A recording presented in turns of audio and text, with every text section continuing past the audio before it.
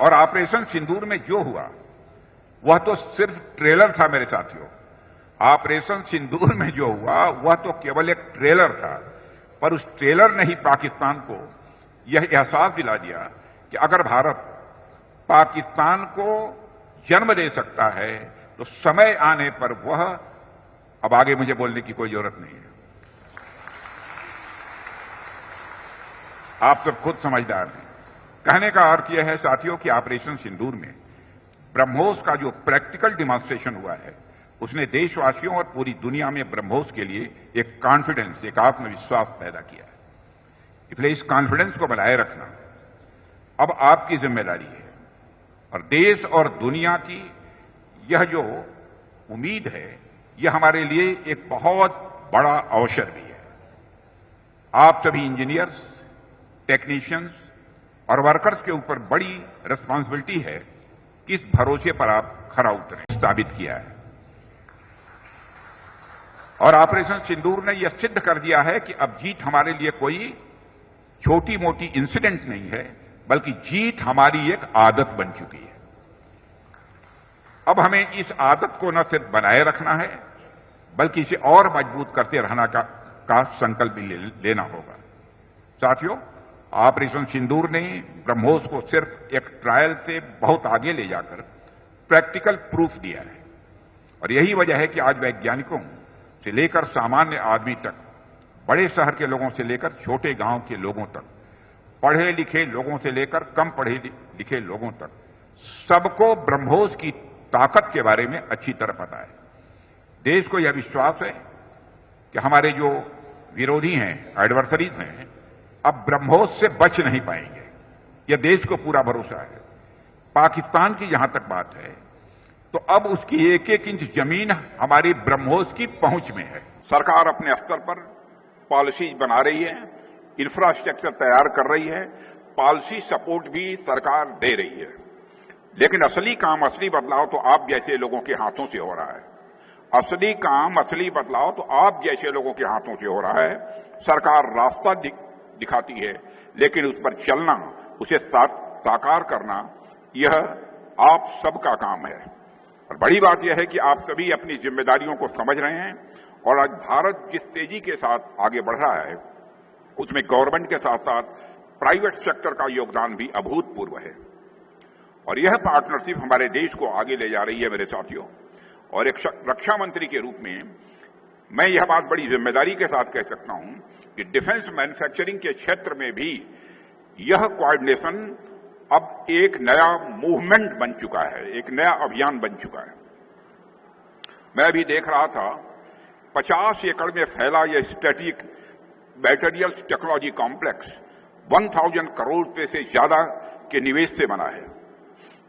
मुझे यह बताया गया है कि यहां कई अत्याधुनिक सुविधाएं भी विकसित की जा रही हैं, जैसे एरोस्पेस, प्रिसीजन कास्टिंग प्लांट्स, जहां एरो इंजन और गैस टर्बाइन्स के लिए ब्लेड्स और वेन्स बनाए जाएंगे। वंडरफुल। एक एरोस्पेस फोर्ज, शॉप और मिल प्रोडक्ट्स प्लांट भी बन रहा है जो टाइटेनियम और सुपर एलॉय जैसी क्रिटिकल सामग्रियों के मिल प्रोडक्ट्स तैयार करेगा। साथ ही प्रिसीजन मशीन फैसिलिटी और प्रपल्सन सिस्टम इंटीग्रेशन फैसिलिटी की भी यहां पर स्थापना की जा रही है, जो भारत की रक्षा और एरोस्पेस प्रणालियों को आत्मनिर्भर बनाने की दिशा में मैं मानता हूं कि यह भी एक बहुत बड़ा कदम होगा। लेकिन मुझे सबसे ज्यादा साथियों खुशी इस बात की है कि सारा विकास केवल मशीन और टेक्नोलॉजी तक सीमित नहीं है, इसमें एक सोच है, इसमें एक कमिटमेंट है। क्योंकि मशीन और टेक्नोलॉजी के माध्यम से ही सारे लक्ष्य को प्राप्त नहीं किया जा सकता जब तक उसके पीछे एक अपनी दृढ़ इच्छा शक्ति न हो, सोच न हो, प्रतिबद्धता न हो। आपने टेक्नोलॉजी को नेचर के साथ बैलेंस करने की कोशिश की है, इसके लिए मैं आपको बधाई देना चाहता हूं। आपने टेक्नोलॉजी को नेचर के साथ बैलेंस करने की कोशिश की है, इसके लिए मैं बधाई देना चाहता हूं। और आपने दिखाया है कि सस्टेनेबल ग्रोथ सिर्फ एक कंसेप्ट नहीं है, बल्कि अब यह एक हमारी जरूरत बन चुकी है।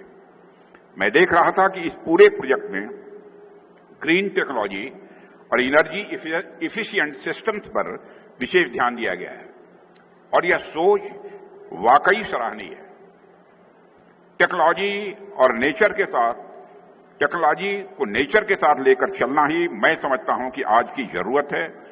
हमें सिर्फ स्ट्रांग सिस्टम से नहीं, स्ट्रांग वैल्यूज भी चाहिए।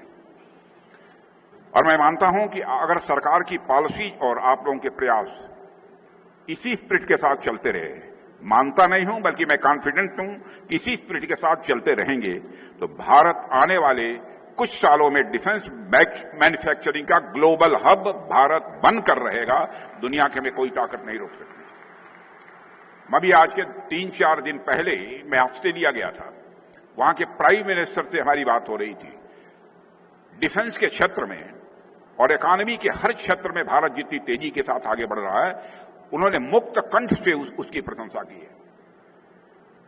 बहनों भाइयों, इंटरनेशनल कम्युनिटी में भारत का स्टेचर बढ़ा है। पहले इंटरनेशनल फोरम पर भारत कुछ बोलता था तो भारत की बातों को जितनी गंभीरतापूर्वक लिया जाना चाहिए नहीं लिया जाता था, लेकिन आज इंटरनेशनल फोरम पर भारत कुछ बोलता है तो सारी दुनिया आंख कान खोलकर सुनती है भारत बोल क्या रहा है। यह भारत की हैसियत बनी है। इसलिए मैं आप सभी से यही कहना चाहता हूं कि यह मोमेंटम बनाए रखिए। और ऑपरेशन सिंदूर में जो हुआ वह तो सिर्फ ट्रेलर था मेरे साथियों।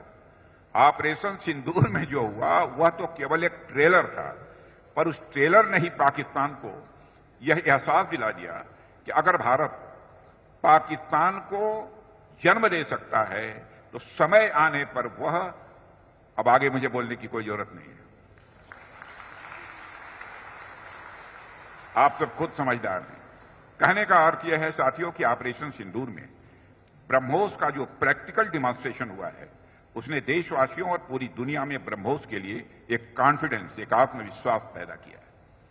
इसलिए इस कॉन्फिडेंस को बनाए रखना अब आपकी जिम्मेदारी है और देश और दुनिया की यह जो उम्मीद है यह हमारे लिए एक बहुत बड़ा अवसर भी है। आप सभी इंजीनियर्स, टेक्नीशियंस और वर्कर्स के ऊपर बड़ी रिस्पॉन्सिबिलिटी है कि इस भरोसे पर आप खरा उतरें। साबित किया है